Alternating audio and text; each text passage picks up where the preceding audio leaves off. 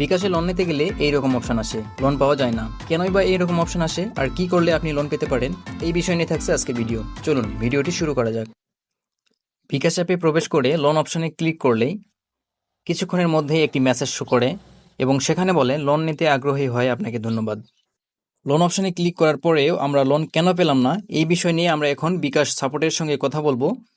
বিকাশ সাপোর্টের সঙ্গে কথা বলার পরে তারা কি সমাধান দেয় সেই বিষয়টাই আপনাদের সামনে শেয়ার করব। বিকাশ সাপোর্টে কথা বলার জন্য বিকাশের যে লাইভ চ্যাট অপশনটি রয়েছে সেখানে চলে আসলাম। আসার পরে একজন প্রতিনিধি আমাকে জিজ্ঞেস করলেন যে কিভাবে আপনাকে সহায়তা করতে পারি। তো আমি তাকে প্রশ্ন করলাম যে বিকাশে লোন পাওয়ার জন্য করণীয় কি। তারপরে তিনি আমাকে এই মেসেজটি রিপ্লাই দেন এবং এখানে তারা বলে যে লোন সার্ভিসটি সবাইকে দেবে না, এই লোন সার্ভিসটি শুধুমাত্র তাদের নির্দিষ্ট কিছু গ্রাহকদের জন্যই চালু রেখেছে। তারা আরও বলে যে বিকাশ অ্যাকাউন্টে লোন যদি আপনি পেতে চান তাহলে আপনাকে অ্যাকাউন্টটি সচল রাখতে হবে। সেই সাথে অ্যাকাউন্টে শুধু সচল রাখলেই হবে না, সেই অ্যাকাউন্টে আপনাকে লেনদেন করতে হবে।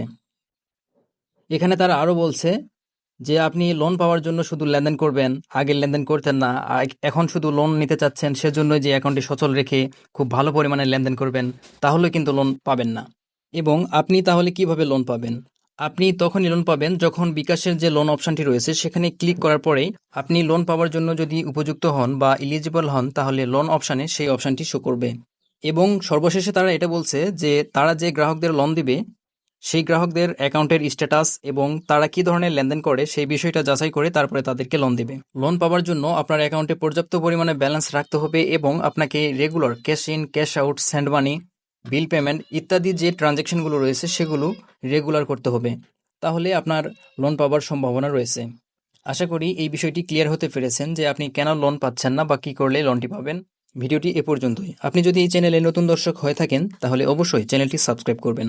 অলরেডি সাবস্ক্রাইব করে থাকলে অসংখ্য ধন্যবাদ।